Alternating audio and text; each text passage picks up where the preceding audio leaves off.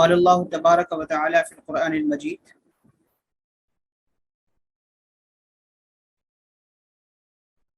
يا أيها الناس كلوا مما في الأرض حلالا طيبا ولا تتبعوا خطوات الشيطان إنه لكم عدو مبين. صدق الله العظيم. وقال النبي صلى الله عليه وسلم: الحلال بين والحرام بين وبينهما مشتبهات، أو كما قال عليه الصلاة والسلام.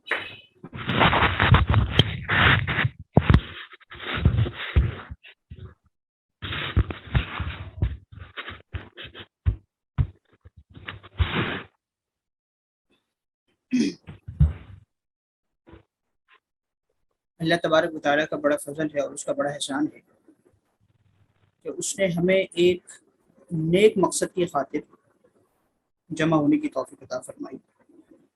ہمیں اس میں اس کا شکر ادا کرنا چاہیے.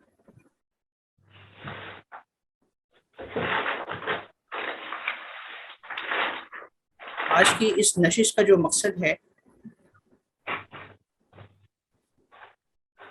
وہ یہ ہے کہ حلال و حرام جو کہ ہمارا بہت ہی بنیادی تصور ہے اسلام کا، اور جس کے بغیر ہماری عبادات بھی قابل قبول نہیں ہے، تو اس اہم تصور کو سمجھنا اور بحیثیت ایک دین کے طالب علم یا دین کی ایک طالبہ کی حیثیت سے جو حلال و حرام کی بیسکس ہیں ان کو سمجھنا، پھر آگے ان کو سمجھانا، دوسروں تک پہنچانا،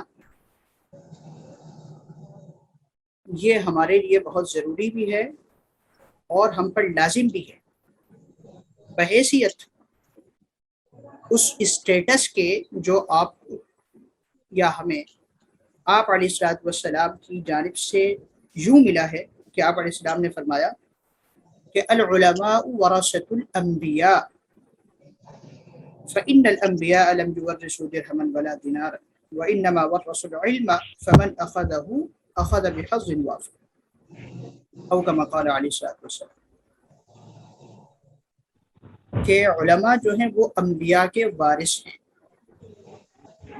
اور یہ منصب وراثت کوئی معمولی منصب نہیں ہے، یہ بہت بڑا منصب ہے، بہت ہی عظیم منصب کہ اگر ہمیں اس کا ادراک ہو جائے.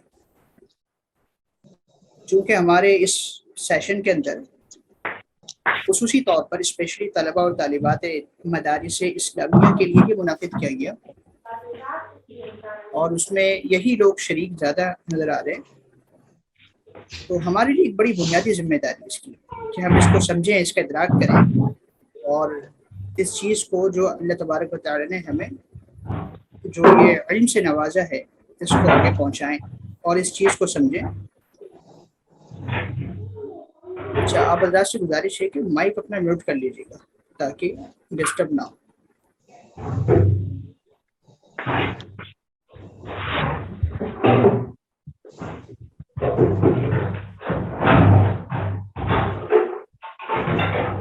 جی مائک میوٹ کرنے اپنا پلیز. جی اسکرین آپ لوگوں کو نظر آ رہی ہے؟ جی جی ٹھیک.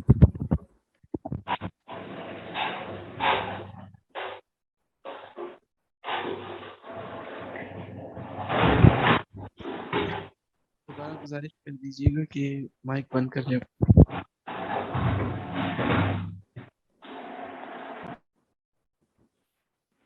ٹھیک ہے.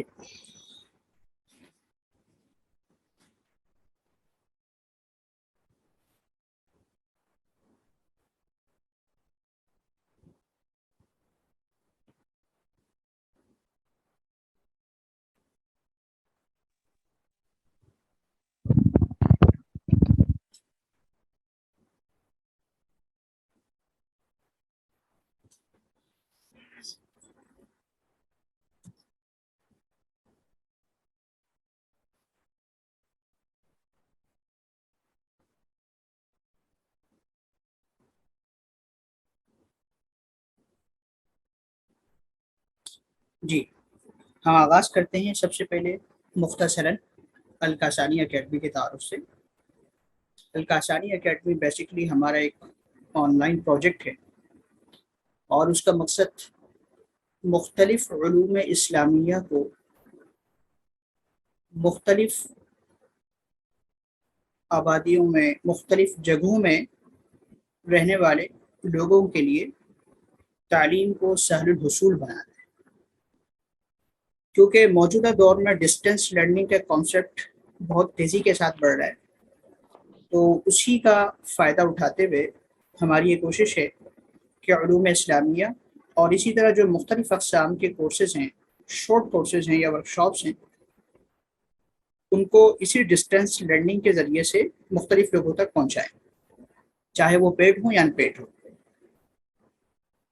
تو میں بذات خود الحمدللہ مدارس اسلامیہ سے بڑا گہرا تعلق رکھتا ہوں، اور ساتھ ساتھ اللہ تبارک و تعالیٰ نے حلال کی فیلڈ میں کام کرنے کی بھی توفیق عطا فرمائی، تو اس چیز کو ہم زیادہ فوکس کر رہے ہیں۔ تو الکاسانی اکیڈمی اسی مشن پر ہے کہ وہ اس طرح کے کورسز لانچ کرتا رہے وقتاً فوقتاً، تاکہ لوگ، ہمارے طلباء، ہماری طالبات اور دیگر لوگ اس سے فائدہ اٹھائیں۔ یہ مختصر ورکشاپس اور کورسز جو ہمارے ہاں کروائے جاتے ہیں، اسکرین نظر آ رہی ہے آپ لوگوں کو؟ جی جی جس میں شعبے جات لکھے ہوئے نظر آ رہی ہے اسکرین؟ جی جی نظر آ رہی۔ ٹھیک، بہت بہتر، جزاک اللہ۔ تو یہ مختلف شعبے جات ہیں جس میں قرآن کریم کی تعلیم، پھر اس کے بعد کتب تجوید کے ساتھ اس کی تعلیم، پھر عربی لینگویج ایک بڑی بنیادی چیز ہے، اور اس کے ساتھ ساتھ پھر تعلیم بالغان وغیرہ وغیرہ، اور اس کے ساتھ پھر حلال فوڈس ہمارا بہت ہی بنیادی فوکس ہے کہ اس چیز کو آگے بڑھایا جائے۔ اور یہ ہمارا بڑا مختصر سا تعارف ہے، جو شروع سے لے کر اب تک کا ایک ڈیٹا ہے کہ فراغت ہماری الحمدللہ جامعہ دارالعلوم کراچی سے ہے، اور اس کے بعد پھر تخصص فی الافتاء کے لیے جامعۃ الرشید جانا ہوا، اور اللہ تبارک و تعالیٰ کے فضل و کرم سے وہاں سے تکمیل بھی ہوئی، اور بعد ازاں پھر حلال فاؤنڈیشن ایک سرٹیفکیشن باڈی ہے، اس سے منسلک ہوئے، اور مختلف حلال کے پروجیکٹس الحمدللہ کرنے کی توفیق ہوئی، اور مختلف جگہوں پر جانے کی بھی توفیق ہوئی۔ اللہ تبارک و تعالیٰ کے فضل و کرم سے یہ سفر ہمارا چل رہا ہے، اور اسی کے ساتھ ساتھ پھر الکاسانی اکیڈمی کا پروجیکٹ بھی ہم نے شروع کیا۔ اب چلتے ہیں اپنے مقصد اصلی کی طرف، جو آج کا سیشن جس عنوان پر رکھا گیا،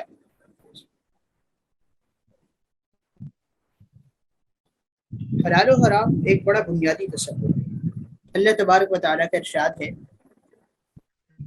سورہ بقرہ کی آیت نمبر 168، یا ایھا الناس کلوا مما فی الارض حلالا طیبا ولا تتبعوا خطوات الشیطان، کہ لوگوں زمین پر جو حلال پاکیزہ چیزیں ہیں وہ کھاؤ، اور شیطان کے نقش قدم پر مت چلو، یقین جانو کہ وہ تمہارے لیے ایک کھلا دشمن ہے۔ قرآن کریم کی متعدد آیات ہمارے سامنے ہیں کہ جن میں اللہ تبارک و تعالیٰ نے حلال کھانے کا حکم فرمایا۔ مثال کے طور پر یا ایھا الذین آمنوا کلوا من طیبات ما رزقناکم، کہ ہم نے جو تمہیں پاکیزہ چیزیں دی ہیں وہ کھاؤ، اور اس طریقے سے اور بھی جگہوں پر ہے۔ لیکن یہ آیت سورہ بقرہ کی آیت نمبر 168 ایسی آیت ہے کہ جس کے اندر اللہ تبارک و تعالیٰ نے حلال اور طیب کھانے کا ذکر سب کو دیا، بہت ہی عموم کے ساتھ، یعنی کہ چاہے وہ مسلمان ہو چاہے وہ غیر مسلم ہو، بہر صورت دونوں اس میں شامل ہو گئے۔ الناس کا لفظ لوگوں کے لیے استعمال ہوتا ہے، اب لوگوں میں مسلمان بھی شریک ہے، غیر مسلم بھی شریک ہے، تو سب کے لیے یہ حکم بہت عام ہے کہ سب جو ہے وہ حلال اور طیب کھا سکتے ہیں۔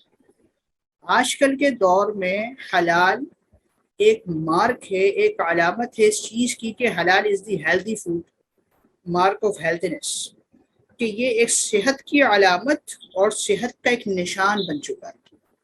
چنانچہ حلال کو بہت ہی ایزیلی مسلم تو کنزیوم کرتے ہی ہیں، اور وہ اس کے پابند بھی ہیں قرآن کریم کی روح سے، نصوص کی روح سے۔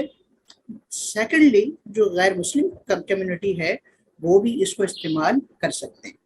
خصوصاً جو کووڈ کے بعد اس چیز کی اہمیت اور زیادہ بڑھ گئی. مائک اپنے میوٹ کر لیجیے گا پلیز.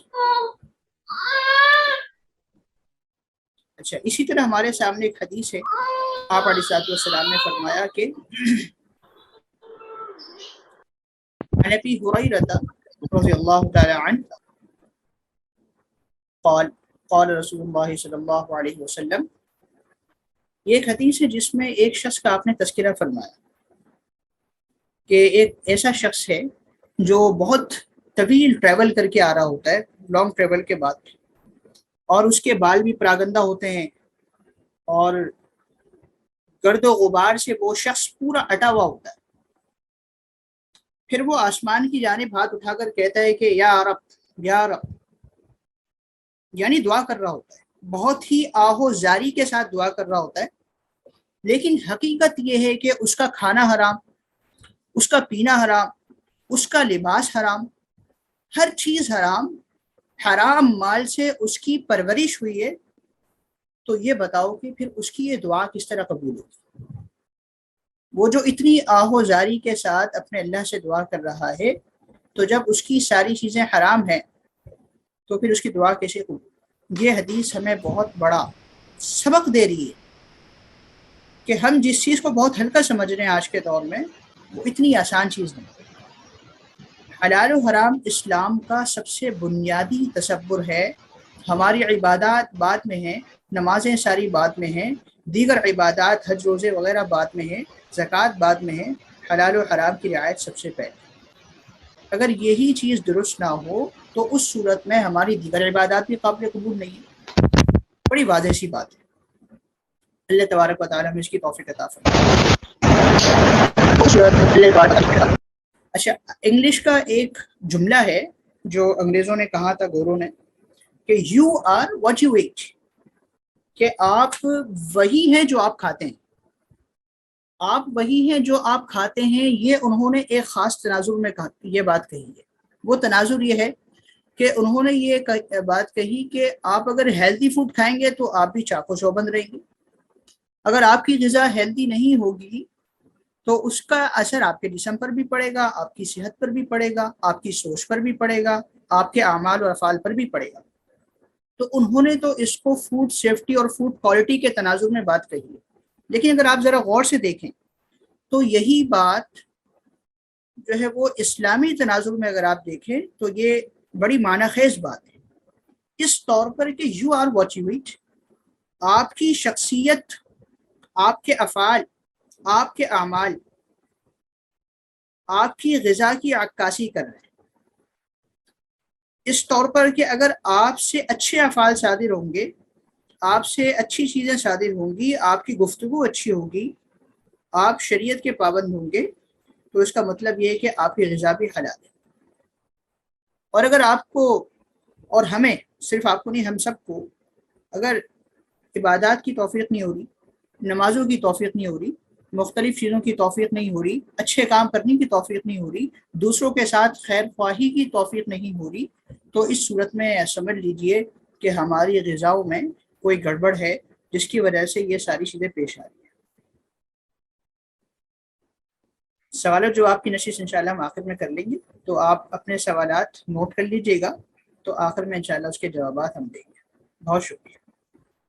تو یہ ہے you are what you eat, کہ آپ وہی ہیں جو آپ کھاتے ہیں. اچھا کھائیں گے، اچھے اعمال صادر ہوں گے. اگر ہماری غذائیں درست نہیں ہوں گی تو اس صورت میں ہمارے اعمال بھی درست نہیں ہو سکتے. یہ ایک بڑا مشہور ضابطہ ہے فقہ اسلامی کے اندر، جو ہمارے متخصصین ہوں گے، اسی طرح جو ہمارے درس نظامی کے علماء اور عالمات یا طلباء و طالبات ہوں گی، وہ بھی اس کو سمجھتی ہیں، سب سمجھتے ہیں کہ الاصل فی الاشیاء الاباحہ. امام سرخسی رحمۃ اللہ علیہ کی بڑی مشہور کتاب ہے فقہ کے اندر، فقہ اسلامی کے اندر. اور جب میں یہاں فقہ کا لفظ بولوں تو عمومی طور پر اس سے فقہ حنفی ہی مراد ہوگا. اس کی وجہ یہ ہے کہ پاکستان کے اندر اور اکثر جو امام ابو حنیفہ رحمۃ اللہ علیہ کی فقہ ہے وہ رائج ہے. اور ہم تقریباً سب فقہ حنفی کے فالوورز ہیں، تو اکثر جو ہے وہ ہماری باتیں فقہ حنفی کی ہی منہ سے ہوں گی. اگر کہیں کسی اور فقہ کی بات ہو گئی تو اس کی تصحیح کر دی جائے گی انشاءاللہ. امام سبزی رحمۃ اللہ علیہ بڑے مشہور فقہ کے عالم گزرے ہیں. ان کی بڑی مشہور کتاب ہے المبسوط کے نام سے، جو المبسوط للسرخسی کے نام سے مشہور ہے. اس کے اندر حضرت نے ضابطہ لکھا ہے الاصل فی الاشیاء الاباحہ، کہ تمام چیزوں کے اندر جو اصل حکم ہے اس کا وہ اباحت کا ہے. اباحت کہتے ہیں جواز کو، کسی بھی چیز کا جواز، کسی بھی چیز کا جائز ہونا. تو اصل اشیاء میں تقریباً ساری چیزوں میں یہی اباحت ہے، اس کا جائز ہونا. تو یہ تو ایک بڑا عمومی حکم ہمارے سامنے آ گیا. شریعت کے اندر حرام چیزوں کی ایک لسٹ بتا دی گئی، کچھ اصول بتا دیے گئے، کچھ ضابطے بتا دیے گئے. اب ان ضابطوں کی روح سے دیکھا جائے گا کہ یہ ضابطہ کہاں فٹ ہو رہا ہے. جہاں یہ ضابطہ فٹ ہو جائے، کوئی چیز یا کوئی عمل اس کسی ضابطے کے تحت آ جائے تو وہ خود بخود حرام کی لسٹ میں چلا جائے گا. بصورت دیگر اگر ان ضابطوں میں کسی کے تحت وہ چیز نہیں آ رہی تو وہ الاسو فی الاشیاء الاباحہ کی روح سے حلال اور اس کا کرنا جائز ہوگا یا اس کا استعمال بھی جائز ہوگا. ہمارے اس سیشن کا جو عنوان بطور خاص آج رکھا گیا وہ ہے معایر التحریم. معایر التحریم کا مطلب معیارات حرمت یا اسباب حرمت، یعنی کہ وہ کون سی چیزیں ہیں جن کو ہم حرمت کے اسباب کہہ سکتے ہیں یا جن کی روح سے کوئی بھی چیز حرام قرار پا سکتی ہے. یاد رکھیے کہ سب سے پہلی چیز جو حرمت کا سبب ہے وہ ہے قرآن پاک. قرآن پاک کی صراحت، قرآن پاک کی کوئی نص، حدیث پاک کی کوئی نص، قرآن و سنت کی روح سے جن چیزوں کو حرام قرار دیا گیا وہ تو بہر صورت حرام ہیں ہی. البتہ مختلف آیتوں، قرآن کریم اور حدیث سے نکلنے والے مختلف ضابطوں اور مختلف اصولوں کی روشنی میں 1400 سال میں جو ہمارے فقہائے کرام آتے رہے انہوں نے کچھ ایسے ضابطے، کچھ ایسے اسباب بنائے ہیں کہ جن کی روح سے کوئی چیز حرام ٹھہرتی ہے. اور یہ ضابطے اور یہ اصول، یہ اسباب قرآن و سنت سے ہی ماخوذ ہیں. تو وہ ضابطے ہم انشاءاللہ ڈسکس کریں گے کہ وہ کون کون سے اسباب ہیں، وہ کون کون سے ریزنز ہیں کہ جن کی بنا پر کوئی چیز حرام ٹھہرتی ہے.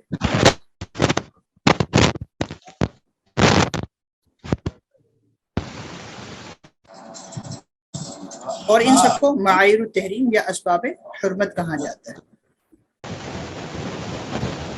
تو یہ تقریباً آپ کے 6 قسم کے اسباب ہو سکتے ہیں کہ جن کو ہم معایر التحریم کہتے ہیں.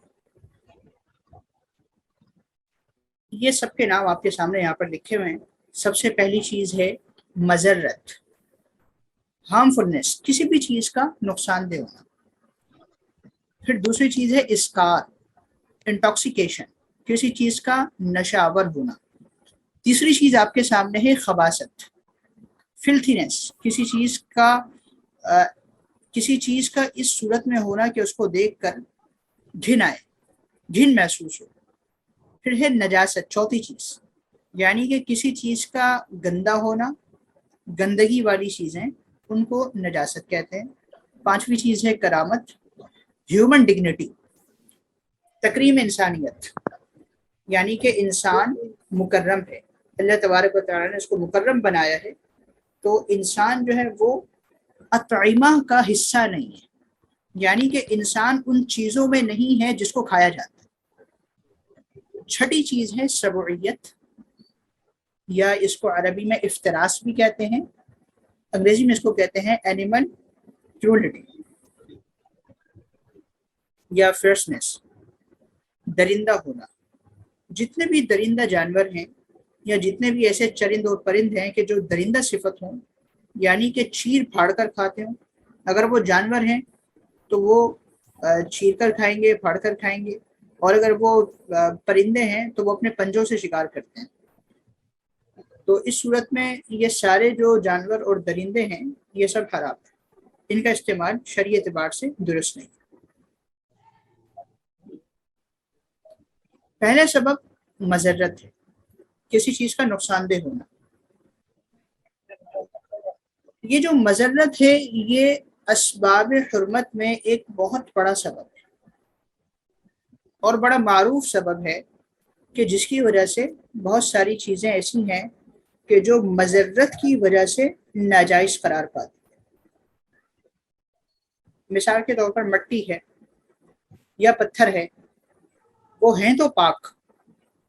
اگر کسی نے مٹی ہاتھ میں لے لی، پتھر ہاتھ میں لے لیا، تو اس سے کسی قسم کی کوئی نجاست یا گندگی نہیں ہوتی، بشرطے کہ وہ خود کسی نجاست سے متلوث نہ ہو. تو یہ بذات خود بنفس سے خود پاک ہے. لیکن اگر آپ اس کا انٹرنل یوز کریں گے، اگر آپ اس کا داخلی استعمال کریں گے یعنی اورل انٹیک کریں گے، تو وہ حرام ہے.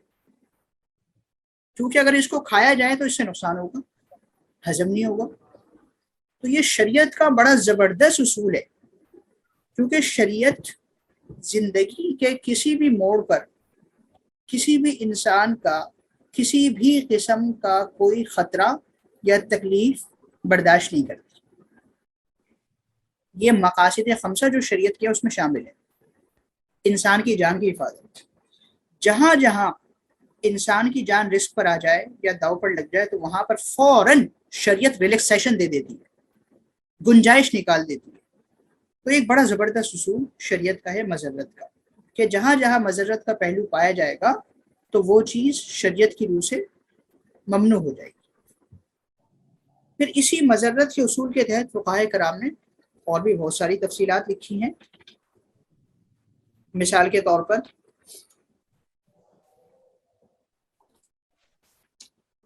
وہ تمام زہریلی چیزیں کہ جن کے کھانے سے انسان کو کسی بھی قسم کا نقصان ہو سکتا ہو، اب چاہے وہ ایک دم اثر کریں، مثال کے طور پر کوئی زہر کھا لے، یا پھر وہ آہستہ آہستہ سلو پوائزن ہو، تو بہر صورت اس کا استعمال از روئے شرع جائز نہیں ہوتا. کیونکہ یہ بڑا واضح اصول ہے کہ الاصل فی المضار التحریم، یعنی کہ جتنی بھی مضر چیزیں ہیں ان میں جو اصل ہے وہ حرمت ہے.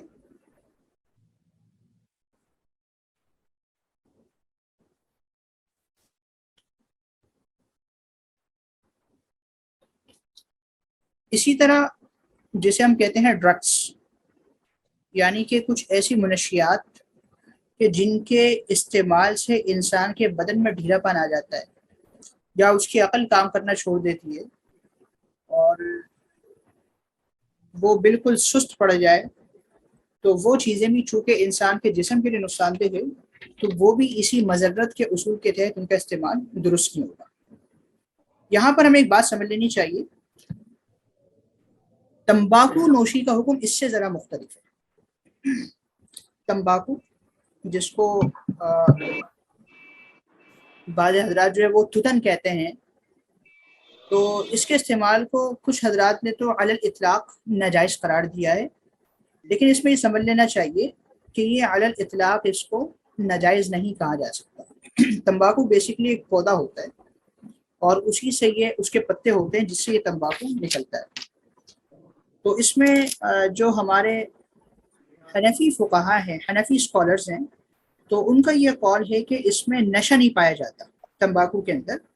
اس میں صرف ایک قسم کی تیزی ہوتی ہے اور اس تیزی کی وجہ سے جو غیر عادی شخص ہوتا ہے تو اس کے لیے تھوڑا سا مسئلہ ہو جاتا ہے اس میں، اور وہ اس کو اتنے آرام سے برداشت نہیں کر سکتا. لیکن حقیقت بات ہے کہ اس میں نشہ نہیں ہوتا، تو اس وجہ سے اس کو ناجائز نہیں کہا جا سکتا.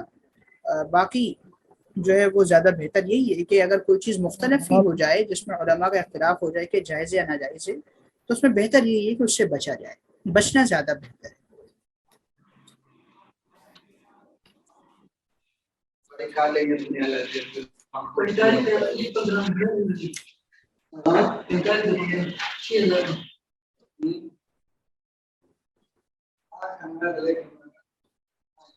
اچھا، ہم چلتے ہیں دوسرے سبب کی طرف.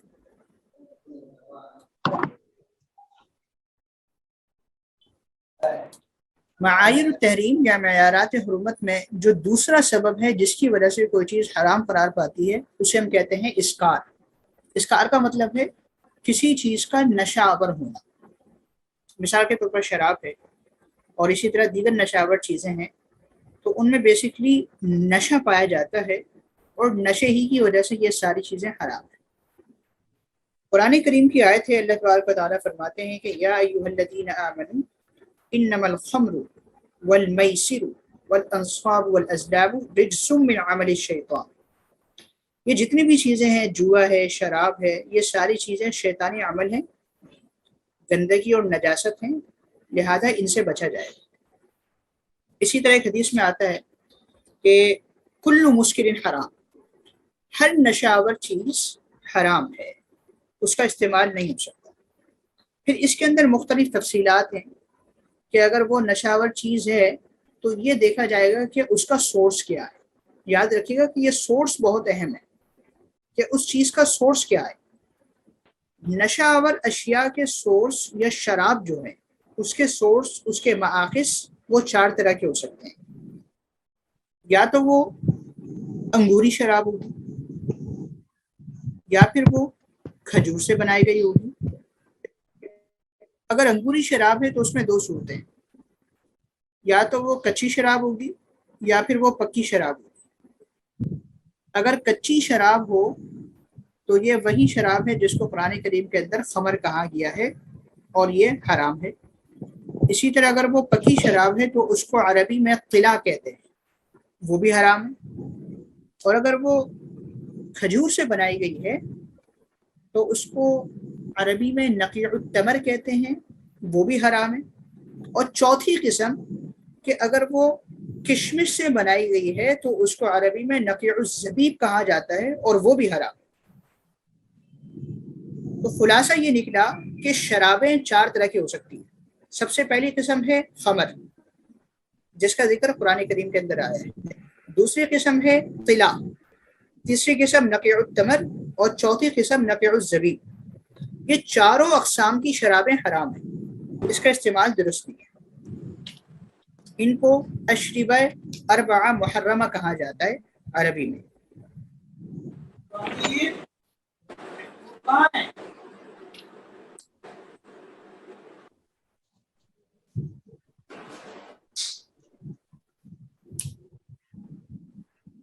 تو یاد رکھیے گا کہ بہت ساری چیزیں ہمارے اس وقت معاشرے میں ایسی ہیں جو الکوہل پر مشتمل ہوتی ہیں. لوگ بڑے پریشان ہوتے ہیں اور الکوہل سے متعلق سوالات کرتے ہیں کہ بھئی یہ بتائیے کہ الکوہل کا، اس میں الکوہل ڈالا ہوا ہے تو اس کا کیا حکم ہے. جیسے بہت سارے لوگ پوچھتے ہیں کہ جناب پرفیوم جو ہے وہ گفٹ ہوا ہے اور اس میں الکوہل لکھا ہوا ہے کہ ڈالا ہوا ہے، تو اس کا کیا حکم ہے.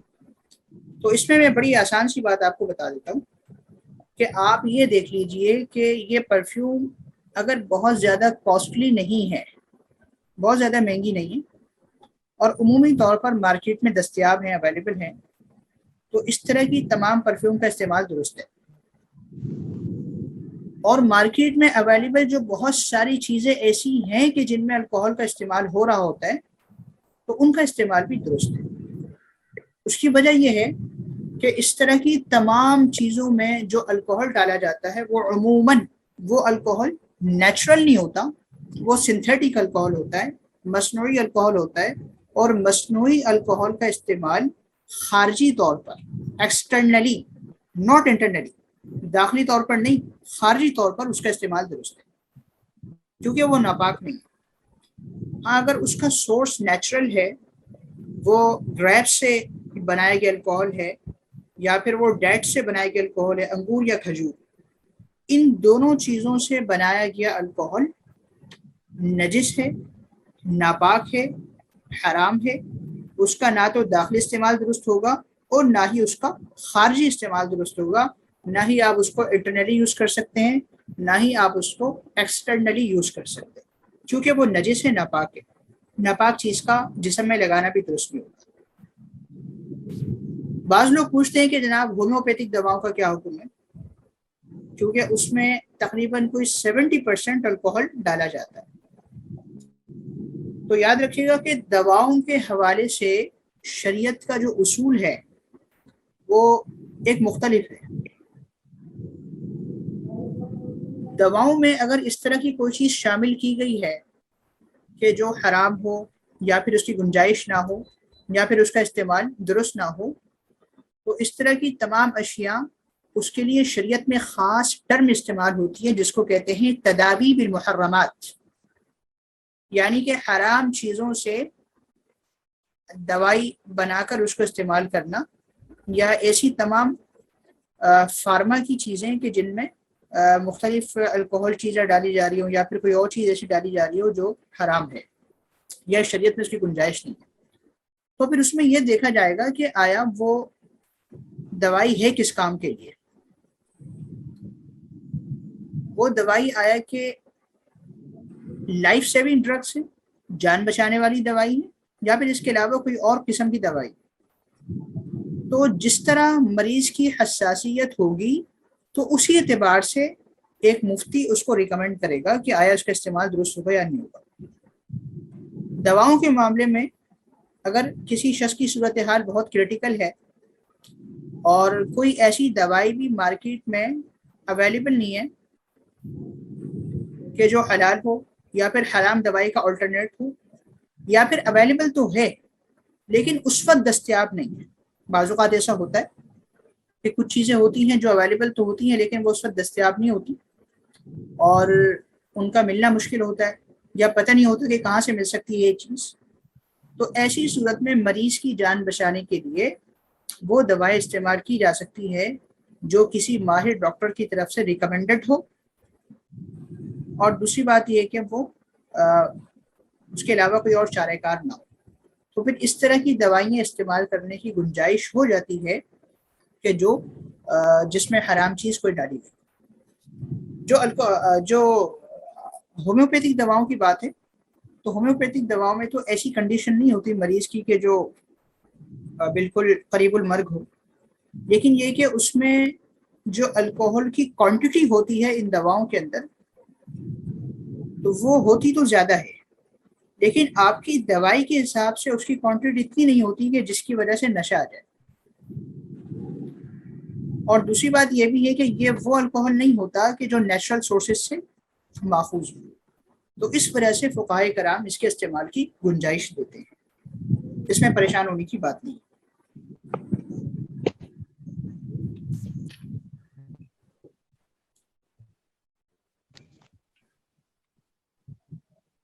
معانی التحریم کا جو تیسرا سبب ہمارے سامنے ہے اس وقت، آپ کو نظر آ رہا ہوگا اسکرین پر، وہ ہے خباثت، کسی چیز کا قابل نفرت ہونا یا کسی چیز کا ایسی کنڈیشن میں ہونا کہ جس کو دیکھ کر گھن آئے یا گھن محسوس ہو۔ قرآن کریم کے اندر اللہ تبارک و تعالیٰ کا ارشاد ہے کہ وَيُحَرِّمُ عَلَيْهِمُ الْخَبَائِثِ، کہ اللہ یا اس کا رسول خبیث، قابل نفرت اور گھن والی چیزوں کو تم پر حرام کرتا ہے، اور ظاہر سی بات ہے کہ ایک چیز کے جس سے طبیعت گھن کھاتی ہے اور وہ دکھنے میں قابل نفرت ہے تو اس چیز کو عقل بھی گوارا نہیں کرتی کہ اس کا استعمال کیا جائے۔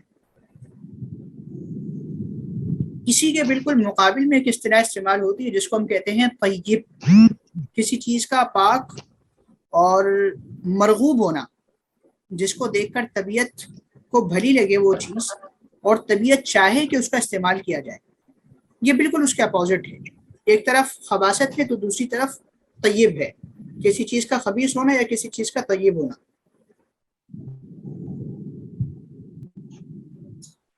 تو لفظ طیب یہ عربی کا ایک بہت ہی براڈ ورڈ ہے، بہت ہی عمومی لفظ ہے، اس کے اندر بہت ساری چیزیں آ جاتی ہیں، یعنی کسی چیز کا پاکیزہ ہونا، کسی چیز کا طبیعت کو بھلا لگنا، کسی چیز کا اچھا ہونا، کسی چیز کا صاف ستھرا ہونا، اور اسی طرح جو ہمارے ہاں آج کل فوڈ کے بہت سارے معیارات بن گئے، مثال کے طور پر فوڈ سیفٹی کے الگ معیارات ہیں، آئی ایس او اسٹینڈرڈ کے اگر آپ مطالعہ کر لیں آئی ایس او 22000 تو اس میں فوڈ سیفٹی کو کور کیا گیا، فوڈ کوالٹی کو بتایا گیا کہ بھئی کسی بھی کھانے کی چیز یا پینے کی چیز، بیوریجز ہوں یا پھر کوئی بھی کھانے کی پروڈکٹس ہوں تو ان کی کوالٹی کیسی ہونی چاہیے، کوالٹی کیا ہوگی، اس کا معیار کیا ہوگا، اور اسی طرح اس میں سیفٹی کے کن کن اصولوں کو مد نظر رکھا جائے گا.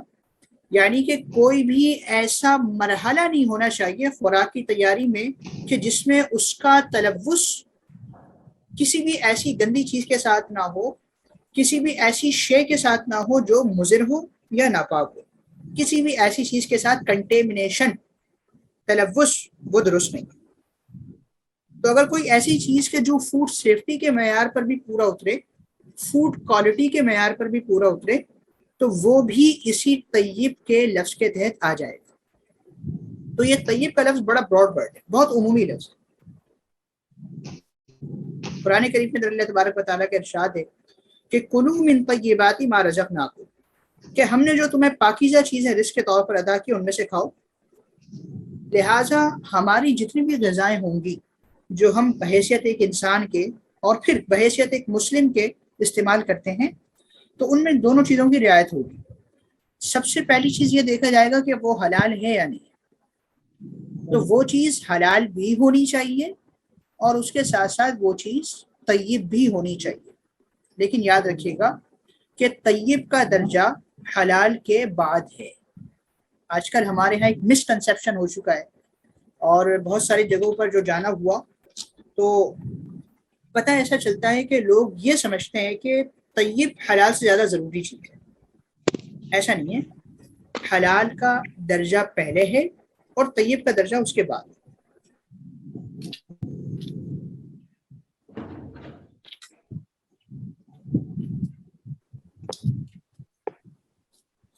تو کسی چیز کا ایسا ہونا ہے کہ جو قابل نفرت ہو یا اس سے گھن آئے, جیسے کیڑے مکوڑے ہیں, انسان کا پسینہ ہے, یا تھوک ہے, یا بھی کوئی ایسی چیز ہے, تو وہ ساری چیزیں یہ جس سے گھن آتی ہیں وہ چیزیں بھی شریعت کے اس خباثت والے اصول کے تحت حرام قرار پائیں گی.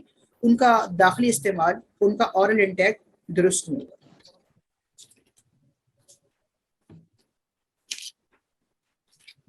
اچھا, یہاں پر اب ایک سوال پیدا ہو سکتا ہے, وہ یہ ہے کہ ہم کس چیز کو طیب مانیں اور کس چیز کو خبیث مانیں.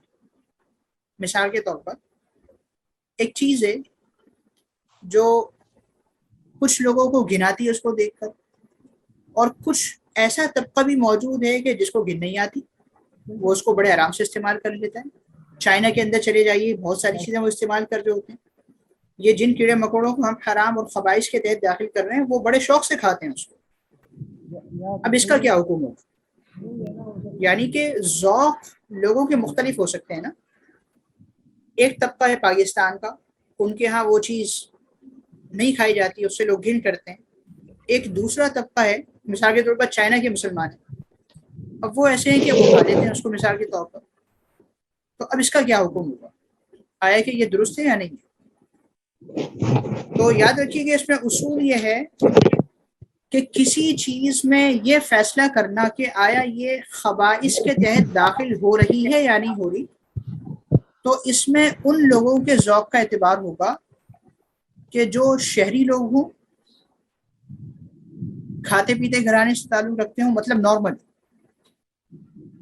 اور یہ ہیں کہ وہ سلیم الطبع ہوں, سلیم الذوق ہوں, اور چیزوں کو جانتے پہچانتے ہوں.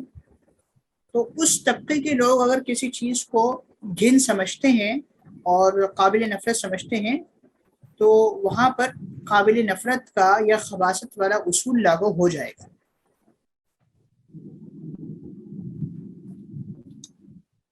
جو چیزیں منسوس ہیں, جس کا ذکر قرآن کریم کے اندر آ گیا یا پھر جس کا ذکر سنت رسول کے اندر آ گیا, تو اس چیز میں آپ استطابت اور استخباث, خبیث ہونا یا طیب ہونا, اس کو دیکھیں گے ہی نہیں. جس چیز کا ذکر نص کے اندر آ جائے وہ بہر صورت حلال جو ہے, وہ اس کا وہی حکم ہوگا جو نص بیان کرے. اگر وہ نص کی روح سے حلال ہے تو حلال, اگر وہ نص کی روح سے حرام ہے تو وہ چیز حرام.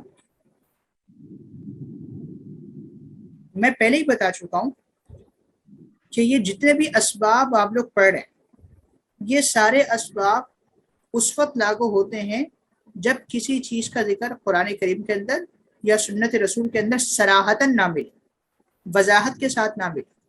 جس چیز کا ذکر ہمیں قرآن کریم کے اندر مل گیا, سنت رسول کے اندر مل گیا, تو دیگر جگہوں پر جانے کی ضرورت ہی نہیں.